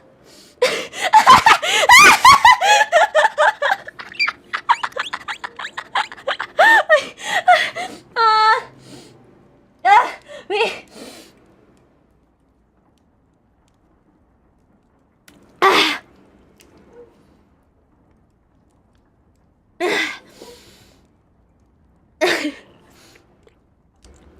As I was busy with the school year and being poor at the time, I wasn't able to buy Soul Silver on its launch date. After my school year ended, I didn't write this one, okay? Okay? I didn't freaking write this one! After my school year ended, I ordered Soul Silver on Amazon. However, it would take a week for it to arrive. I decided that during that time, I would replay my crystal version on my Game Boy Color. However, I realized that long ago, my mom threw it away because I told her the save went dead. And I was very upset about it then. She also threw away my silver version, so all I have is my Game Boy Color. Sorry, keep burping. As such, I set out to GameStop and buy a silver version, as it's the only Pokemon game left that they have for the GBC. $10, fairly cheap. I went home and started it up for a nostalgia trip. However, that's where things started getting bizarre, and most likely the reason why you read this. Hello, welcome to the stream. The Game Freak logo started up as normal, but it just froze there. I thought the cart was just errored or something, so I turned it off and on. The same thing happened again. I tried pressing A and start over and over and all the buttons. Eventually, the logo vanished and there was a black screen for about 5 seconds. Suddenly, rather than going to the usual menu screen, I was already in the game in a previous save file, which was odd as I was expecting all of the carts to have been wiped out by the poor battery. Either way, I wasn't complaining, as I would have chosen the continue option to see what the previous guy did anyways. I remember there was a Gen 5 Kolyapasta. It was about N, I remember. First off, I checked his trainer information. His name was just ... He didn't have much originality. I checked his profile and apparently he had 99999 hours put into the game, with all 16 badges, 99999.9 Poké and all 251 Pokemon in the Pokédex. Have you guys actually reached 999 hours in the game with no hacks? Oh, I wasn't an N kid. I was more of a Riley kid, actually. And a Brock kid, of course. I freaking love Brock. No, I wasn't an N kid. I was a Brock kid and a Riley kid. Seeing as he apparently had Mew and Celebi logged also, I'm guessing he used a Game Genie or was a really hardcore Pokemon player back then. Jelly donuts. I checked his Pokemon to see what the baddest team he has. To my surprise... No way, is this a continuation? I saw 5 unknowns and a 6th Pokemon named Hurry! I'm thinking that this must be some cool joke by the person who last played this game. But I decided to check the profiles of those Pokemon anyways.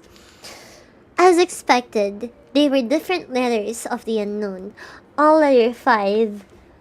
I was a bit shaky with my unknown alphabet at the time, but I identified the word spelled out to be leave. As for the 6th Pokemon, it turned out— oh! It's a Cyndaquil too! It's a Cyndaquil! As for the 6th Pokemon, it turned out to be a Cyndaquil. Mind you, this is before there were individualized Pokemon icons. The Cyndaquil looked normal, but it's level 5 with only 1 HP left with only 2 attacks, Leer and Flash. Wait, so this is a crossover? No way! This is a sequel or some shit. What the hell? They actually did a crossover. Give me a bit.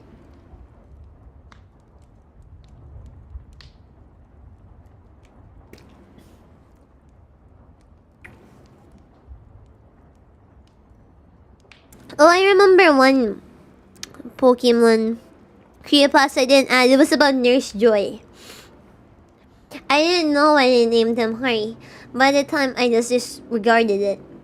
The most eerie thing was that, despite my volume being at max, none of the Pokemon had said their usual cries. Just pure silence. I played Pokemon Yellow, if that makes sense. That's 1st gen, right? Having enough of the team, I closed it. I was parked at what appears to be a room inside Bellsprout Tower. However, for some reason, there were no NPCs around. Even more eerie was that the pillar in the middle didn't move at all. Oh, this is the early tower, right? As if it's just leaning on its side. There was no music at all, and there was no exit or ladder, or at least I thought there wasn't. Yellow is baby mode. Okay, does red and blue have a Pikachu following you around? I think not. Exactly. So that makes yellow the superior again. I walked around for a few minutes, but can't seem to find a way out. This is certainly not a room I've seen in the Bellsprout Tower before. I tried checking my items for an escape rope, but the bag was completely empty. There wasn't any wild Pokemon either. Finally, I managed to find the ladder, which turned out to be behind the pillar. The screen turned black, and the music finally started playing. I had a sudden chill, as I recognized that melody I heard to be the theme you hear when you listen to the radio at the Alph Ruins, where the unknown are at. What's that? I actually forgot what that music was. I immediately realized that it wasn't a loading transition, but rather I was in a dark room and would need flash. Before I took care of that though, I immediately checked my Pokegear to change the radio to something more pleasant. But it turns out that there was no radio card, or even a phone nor time cards. There was only a map in which Gold, dot from earlier, and I will call him Gold from now on, was just walking in the midst of black. I recall that Cyndaquil has Flash, so I turned off my Pokegear and made Cyndaquil use Flash. I didn't see any message saying Harry has used Flash, or anything like that. The room just became lit just like that, and I soon regretted it. The room was a chilling blood red with a linear gray path hanging out. The ladder I used to go up and down was not there though. If I see, because when I was a kid, I was really scared of this. So when I see my kid version again, I'm gonna make sure to like beat her up badly. I had no choice but to head south. The screen got darker every 20 steps I made. He counted! He counted! The other counted! Until I finally made it to the end, which appears to be a sign. I read a sign which said, "Turn back now." Suddenly, I was asked to answer yes or no, but there was no questions asked. I chose yes, as I do not know what it was asking, and the screen went black again, making a ladder climb sound. Chick, chick, chick.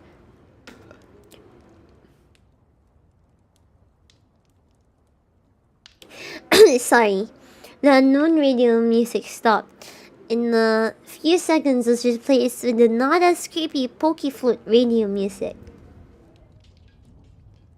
I was in another dark room, but I held my breath and used flash again. Suddenly, it said that Hari has fainted, which is odd since I recall that there was no status conditions like poison in him, and I clearly wasn't in a battle. I checked my Pokemon quickly and suddenly he is no longer in my party.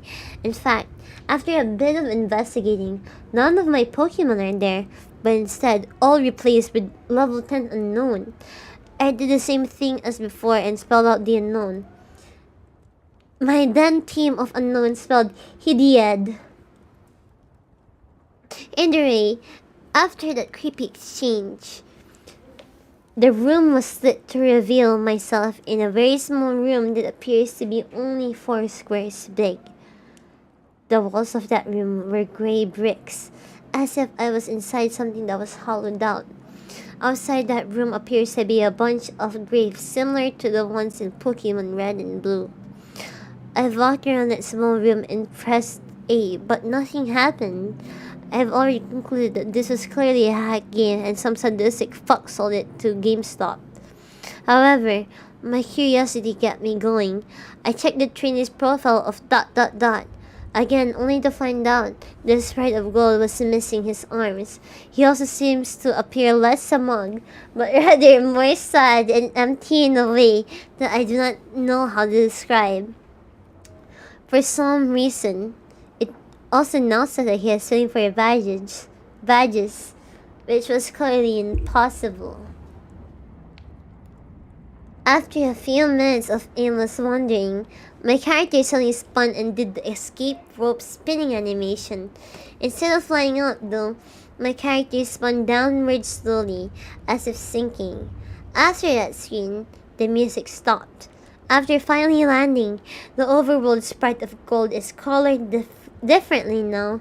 Instead of the usual red colors he dons, he appears completely white now, including his skin. It's as if he came straight from the colorless Game Boy games placed into a colored background of the Game Boy color. He's naked. He's naked!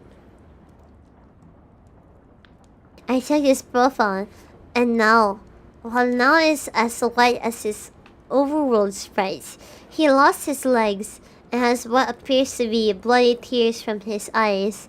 It also says he now has 32 badges, which now starts to disturb me as this change of numbers seems to represent something important. I would be more concerned about the fact he has no clothes now. I also checked my Pokemon, which this time contains 5 unknowns in a level 100 Celebi without a name. The unknown are this time level 15 and spell out dying. I checked Celebi's profile. It was a shiny Celebi. It was pink! Except there's only half of the sprite. 1 leg, 1 arm, 1 eye. It only has 1 attack. Perry song. What does it sound like?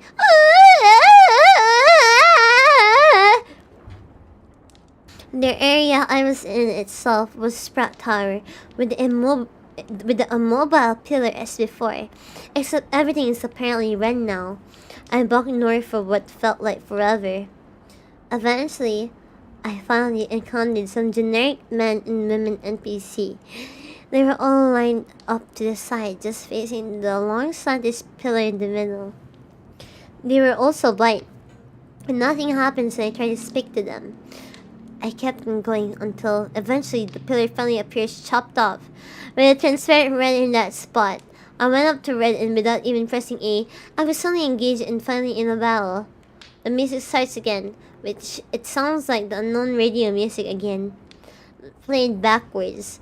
Gold's barrel backside matches his front one with his bloody eyes, white skin, and lack of arms, while Red Sprite was the same as before in GSC, except transparent. The text simply said, "Wants to battle," as if he has no name, and both of us only have one Pokemon each, which is weird as I swore I had 6 with the unknowns.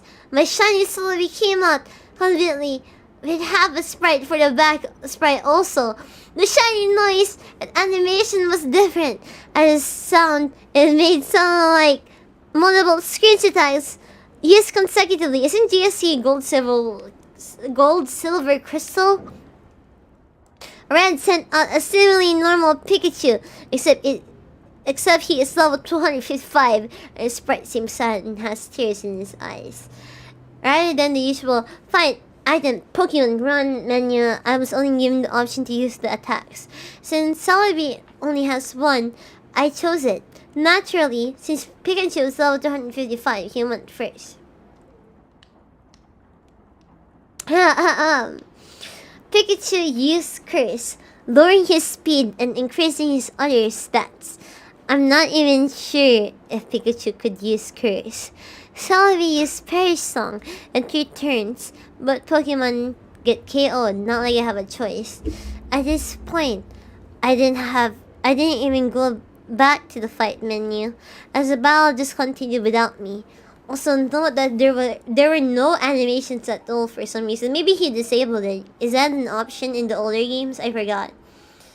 Pikachu used Flail, which didn't do much damage despite his level and boost as his health was max. Celebi used Perish Song. Nothing happens as it was already used. Wait, let me...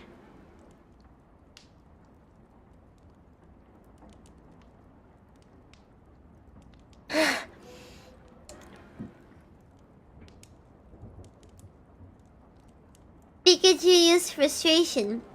Virgil used Frustration, which did a shit ton of damage, knocking Celebi down to less than 10 HP. Celebi used Pain Split, which surprised me as Celebi didn't have the attack in the first place. Now Celebi and Pikachu have about 150 HP. Pikachu used Main Look. Not like that did anything. As expected, due to the effects of Perish Songs, my Celebi fainted, except in the text. It said, "Celebi has died." Instead of the ordinary drop-off to screen animation, the Celebi backsprite just vanished. For some reason, the Pikachu was still up even with Perish Song, and it didn't even count as my loss. Pikachu used one more different attack beyond the attack 5 attack limit. Pikachu used Destiny Beyond. Afterwards, it said Pikachu has died with a slow fatal animation. Apparently, I was the winner as a transparent red sprite showed up and said, "Dot dot dot dot dot dot."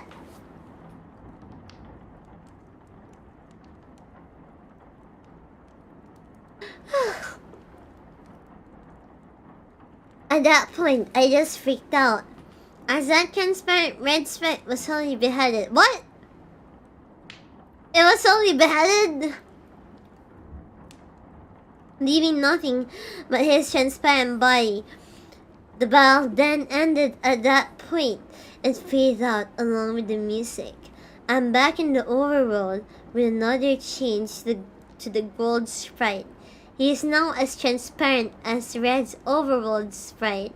I quickly checked Gold's profile, where this time the only thing remains of him is his head with a transparent skin. His head was zoomed in a bit, showing a black void in his eyes. It now said that he now has 40 badges. I then backed out and checked my Pokemon. They're all level 20 shiny unknown. Well, at least they're shiny though. At least they're shiny. Do they have Pokerus too? Which then spelled out Red, no boy. I was at what I know is next to the end. There were apparently no music playing, but for some reason, I still felt something was there that could be heard. I was back in my room in New Barktown. Maybe finally I get to play this game properly. But who am I kidding? Oh, what generation was Spooky Russ? I knew that sadistic fuck must have done something. I walked around my room to interact with things, as I am a bit afraid to go down the stairs to see what was awaiting down there. Then I started walked, as while the back room was moving. Will was not moving his transparent limbs at all while doing so. Just feeling like those ghosts you see in Diamond Pearl. Okay. As expected, the radio, computer, and TV did not work, so I had no choice but to go down the stairs. I ended up in the same lower level room of my house. But I'm gonna drink a bit.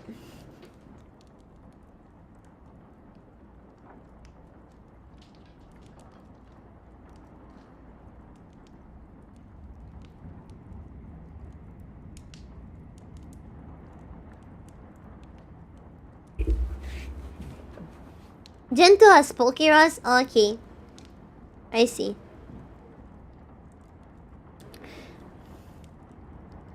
After failing to interact with anything in this room, I decided to go outside.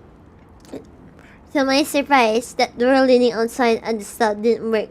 Instead, I just walked straight to it to avoid. I was like, how did Rachel not make it as a voice actor? She's so talented. But now I get it. Yeah, I have this condition called alcoholism that hinders me at work. I continued moving south to see what the fuck was going on. My house vanishes as I head south into the void.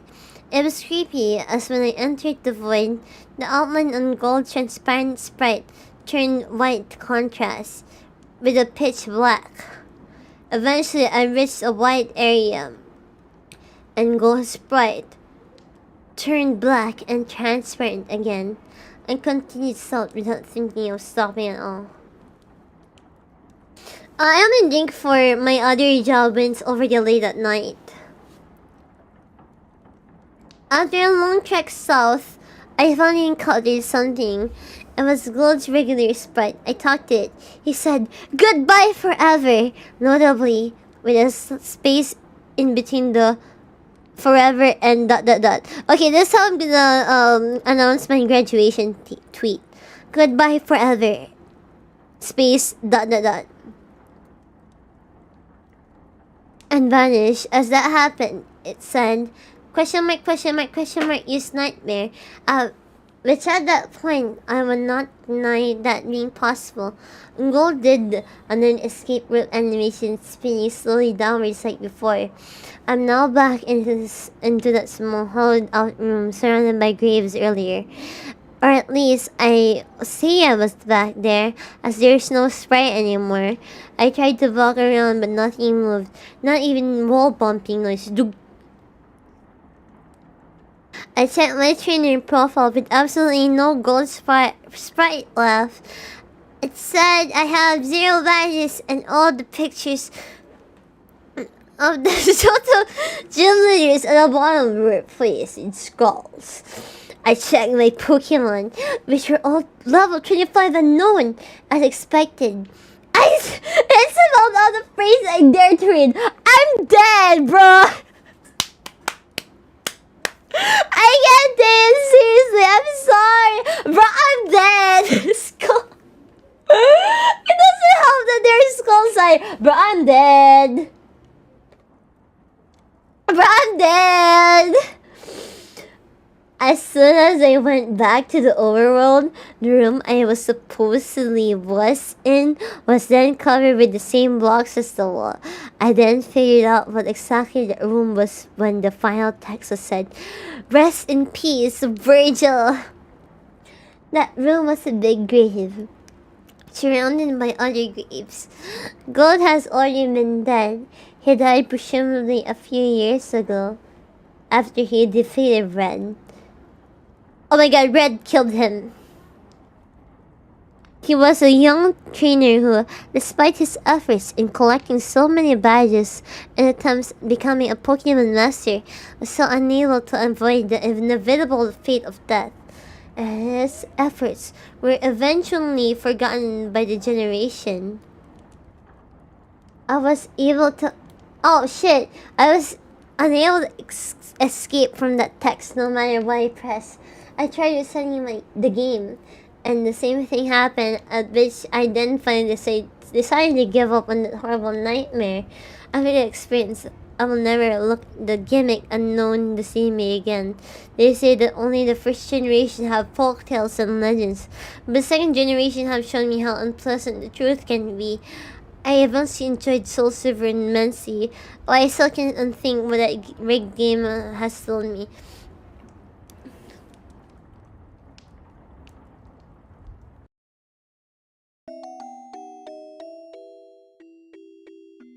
Alright, so that's all I can read for today's creepypasta. So actually, reading all of this, with the ones I haven't read yet, I was thinking, how the hell did I get scared by this as a child? I have no idea either. I don't know how I got scared of this as a child. As I read this, I was just getting more bored and bored and bored. Oh my god. Is there even any good creepypastas nowadays? Are there good creepypastas nowadays? I just watch like creepy Easter eggs, but I don't think there's any written format for them. I was a child, so yes, you read my childhood nightmares. There's no scary creepypastas lately. Oh my god, I have to resort to like those damn YouTube videos. I'm not a child anymore. I'm 19 forever. I'm 19 forever. If you watch my Ring Fit stream, no you haven't. I'm 19 forever. I'm not old, okay? I can say this with confidence at least. No lies nor gimmicks. I'm at least younger than MIRIA and ELAINE. I'm the youngest amongst the KoMETA talents. Alright, so what was I gonna talk about? What do you mean at least 50? Well, if you think I have that much experience, then yeah, sure, go ahead.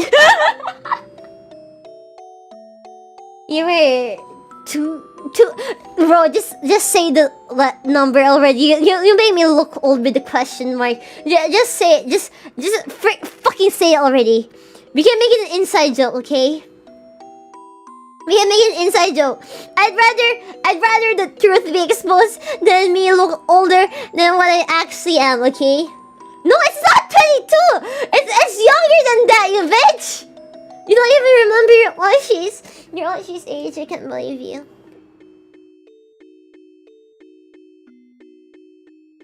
No, it's not 29! I wish I was a MILF though. Now she's changed the age, let her play the game. She's 19 for real. Yeah, thank you. Thank you. 18 season 2. That's the answer I want to hear. Yes, I'm actually 18 season 2. I'm 18 season 2. Oh, you didn't know that ages have seasons nowadays? Wow. Have you been living under the rock, Vigilante? So lame. Obviously, you've been old for a long amount. 24 and beyond that is all already, right? I consider that as old. So before I'm 24, I'll make sure I'm 19 forever. Oh, I love iceberg vins. But yeah, that's the capacity my mouth can take while reading fanfics for long. Hello, have a nice day. I can't read your name, but I'll try my best. Conroy 10F. I think my Vietnamese friends and vigilantes are coming to murder me right now. Oh my god, I just said it! Duke, help me read that name real quick, please. Please, Duke. Conroy 10F. How do I read that? Help me. Read it. Type it as literally as it sounds. Please. How? Just type it as literally as it sounds. Conroy 10F. Bro, she said a thing again. I said a thing. It's not Vietnamese. That sounds Vietnamese, right? Conroy 10F. Okay, nice. My Vietnamese friend says that's how it's said, and I'm assuming that's Vietnamese. If it's not, I'm really sorry. I'm really sorry. I thought it was Vietnamese. I just wanna assume the best, or like I wanna assume best, right? I wanna pretend I'm good at everything, even though I'm not. For my vigilantes. You did great. Don't worry. Thank you. Thank you. Thank you again for your super chat. I'm not racist! I just know that I think that name is Vietnamese. Okay, don't cancel me. I just wanna pretend I'm smart so I can make the vigilantes happy. Oh, she knows I'm Vietnamese and all that stuff. If you're not Vietnamese, I'm sorry. Correct me right now. I'll try my best to correct it. Okay? Don't cancel me! I'll cancel you back. I'll cancel you back. You think I don't have cancelable stuff against you? I do. You just don't know it. I'll cancel you back. I'm dragging you down with me! I didn't ask for... You guys suck. You guys suck!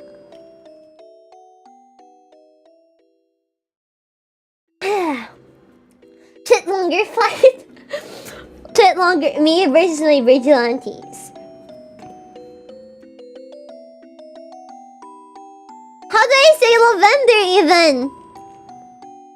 I didn't say lavender quite nice. Thanks, Doke. For the super chat, isn't it supposed to be Minster Duke, not Duke Doke?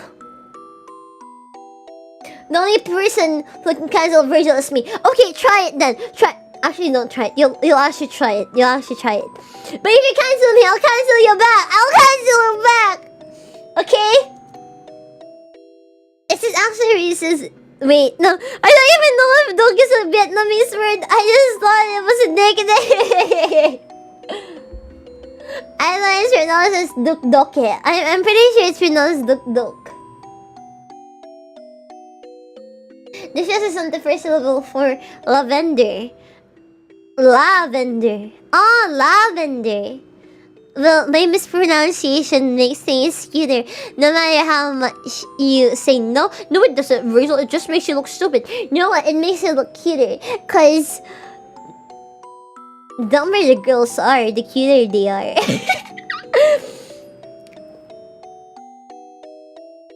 It's pronounced as Dick Grayson. Okay, I'll call you that from now on if I didn't remember.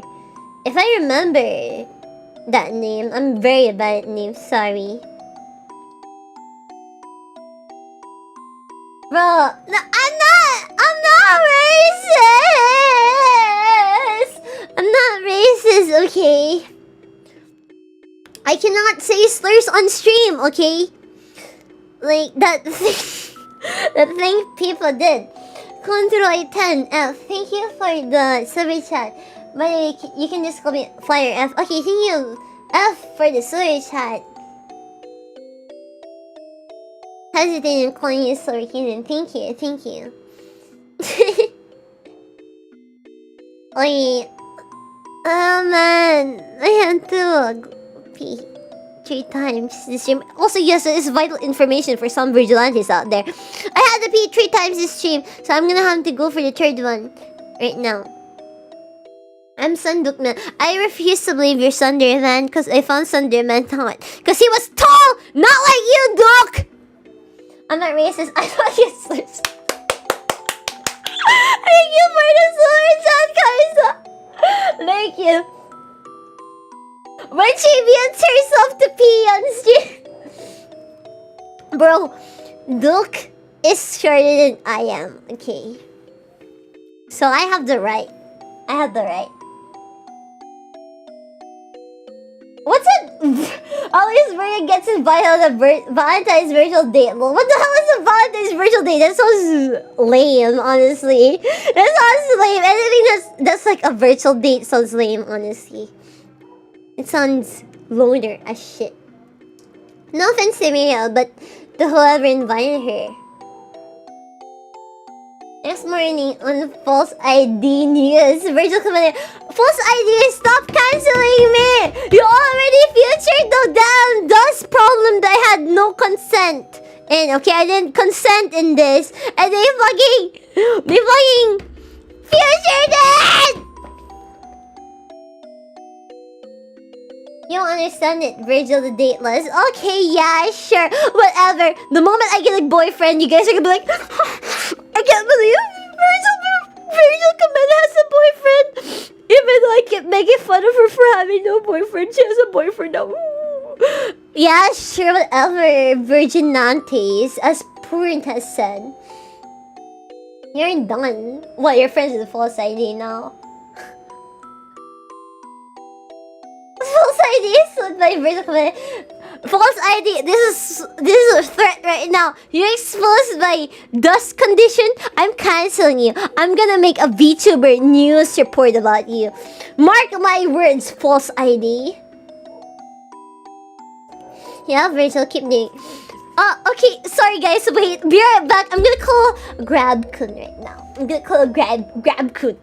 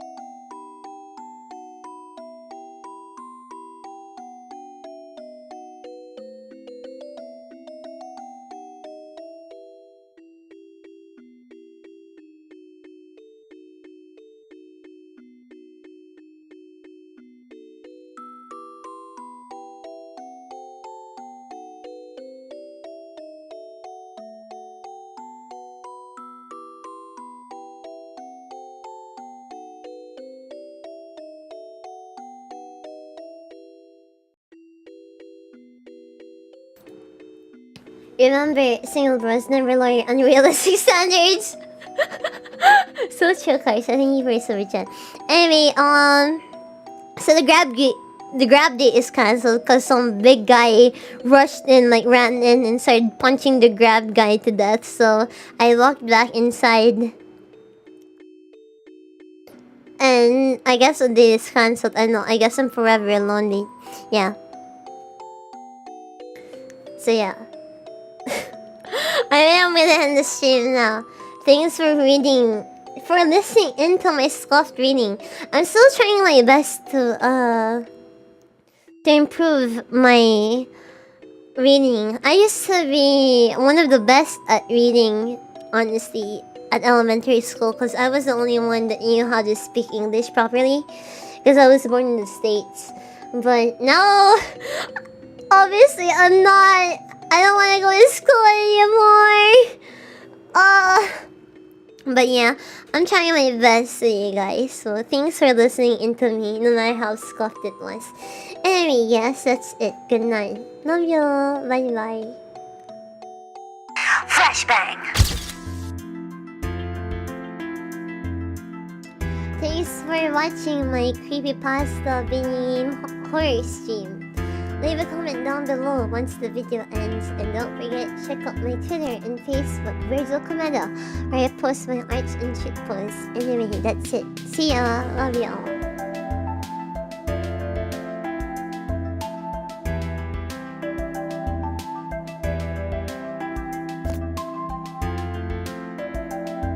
Also, Gale would get a boyfriend, not a girlfriend. Trust me, he would get a boyfriend, not a girlfriend.